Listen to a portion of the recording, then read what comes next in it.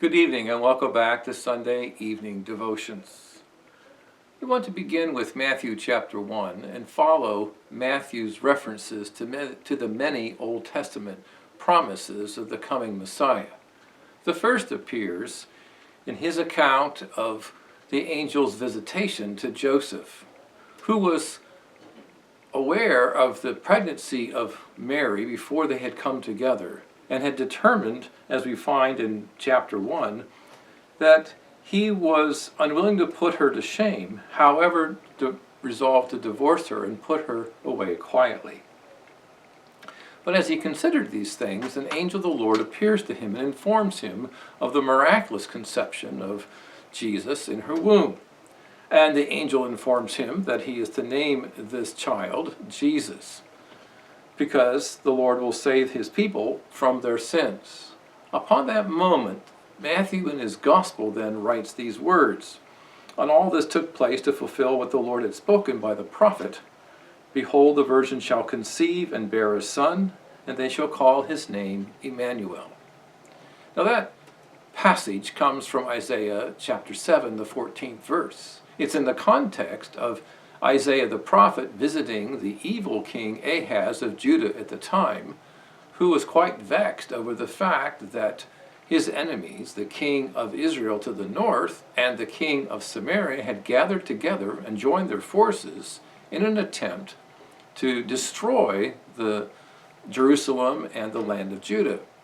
But God promised to intervene, and God promised that he would deliver Jerusalem from their hand.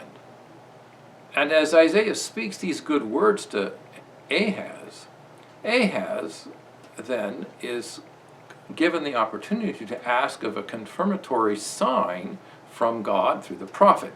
He refuses out of his pride and unbelief. So Ahaz gives these words that we find here, again recorded in Matthew chapter 1. Now, what's the significance of this? Well, the significance is simple. That all of God's deliverances for his people, from the time that they came out of Egypt and into the kingdom, is all based on the messianic hope that God would send the deliverer. And of course that is based on the passage of Genesis 3:15, the seed of the woman would crush the head of the serpent. God's promise to his people for deliverance and for help is all based on the coming Messiah. And so when Ahaz rejects God's offer to confirm the sign for him, God takes him back to the core, to the central promise that our only hope is in God with us. And so this promise that would be fulfilled 500 years later, as we find it in our text, is all about the Messiah, the one who would come.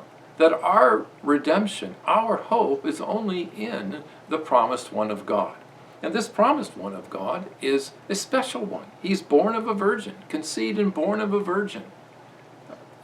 Isaiah wasn't talking about a child then. He was talking about a child future.